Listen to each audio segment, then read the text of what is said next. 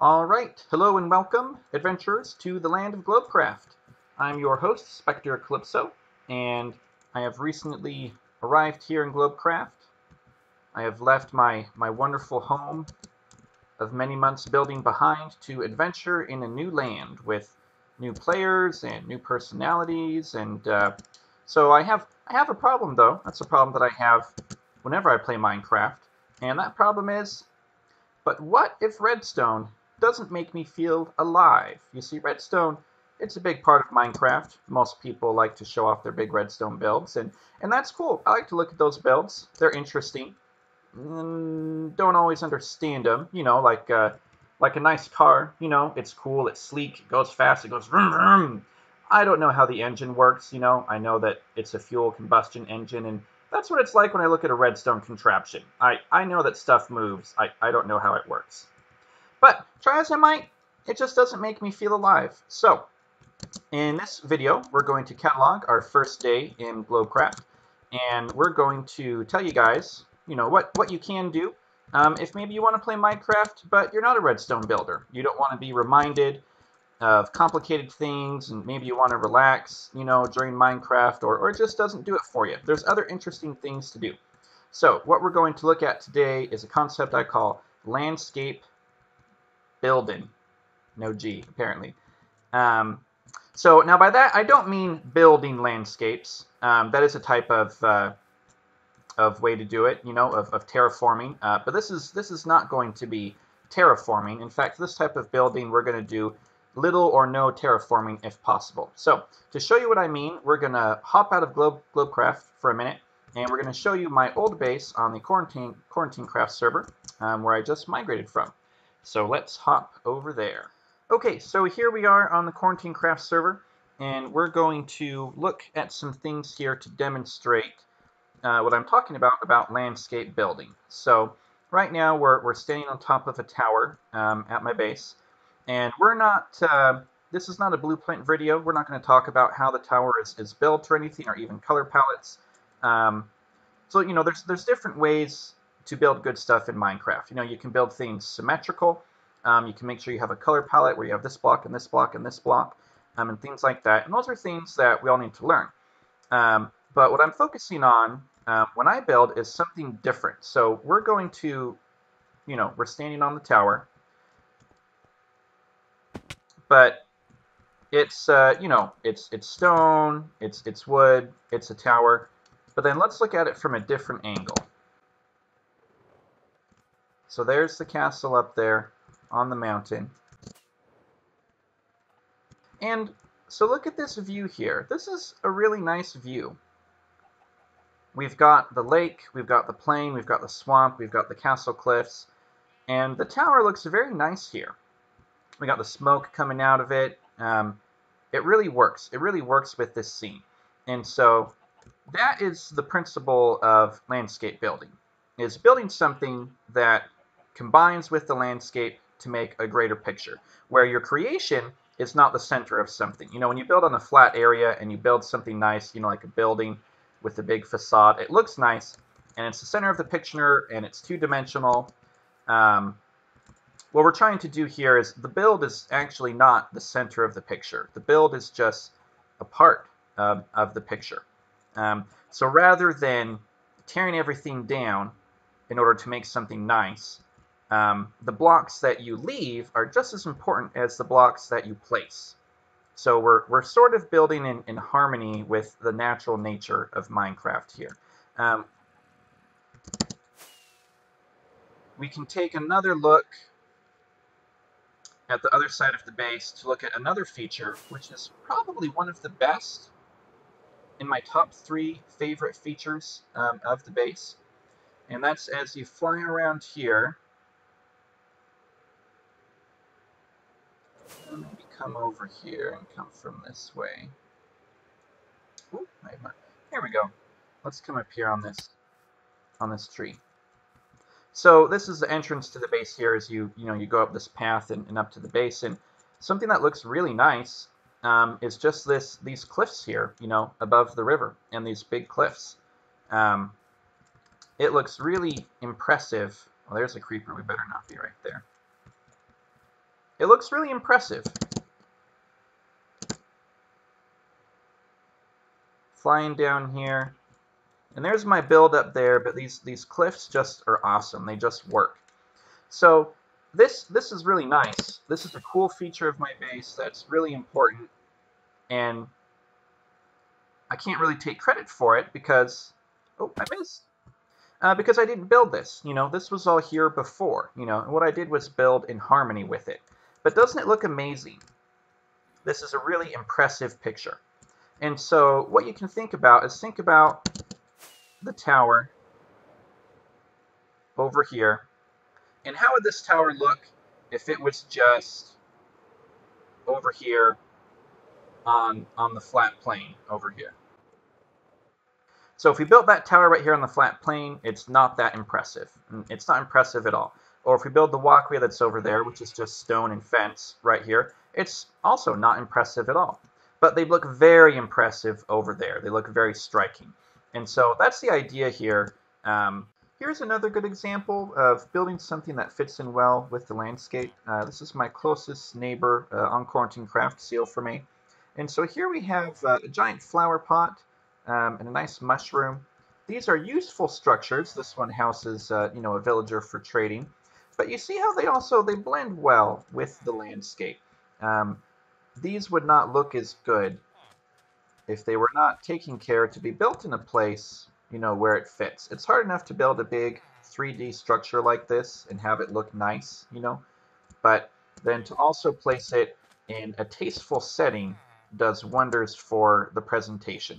So this is just another good example of how your setting means a lot to your build.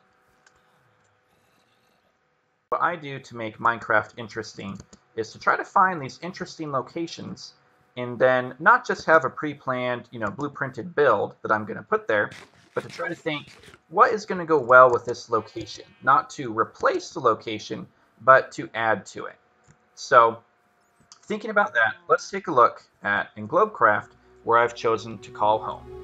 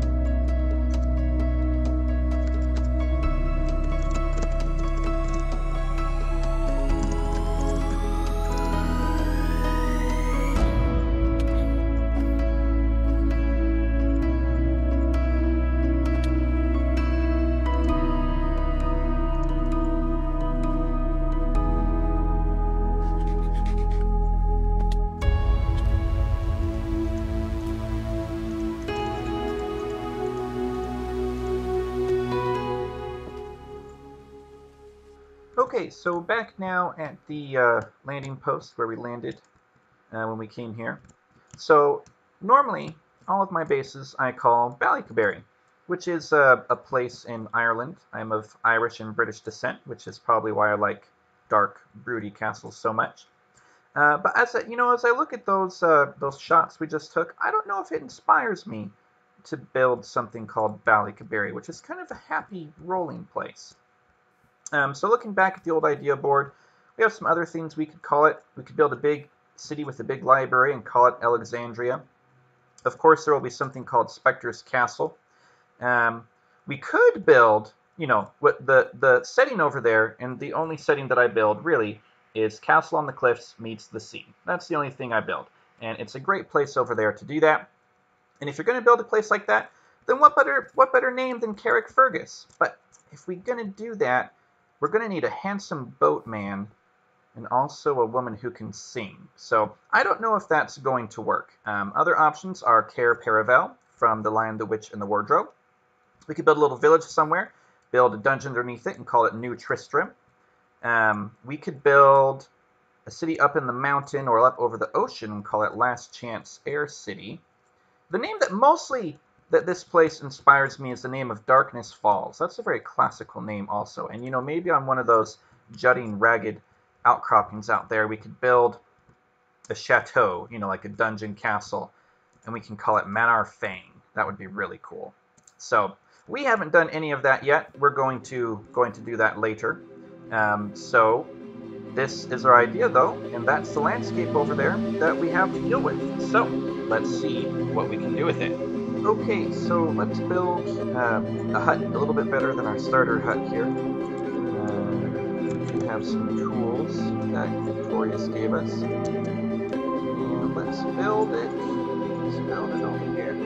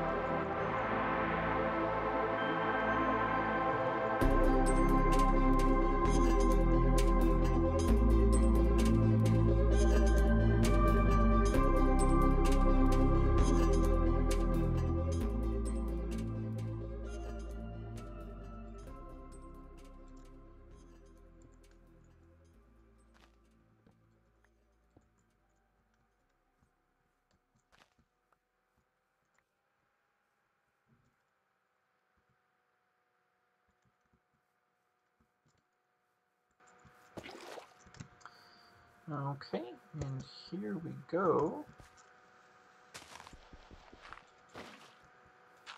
Building the most important part of our base to demonstrate our ability to compete with redstone farmers. Here we go. Here is our amazing peasant-crafted pumpkin farm. You can walk all around it. The seeds will never get trampled.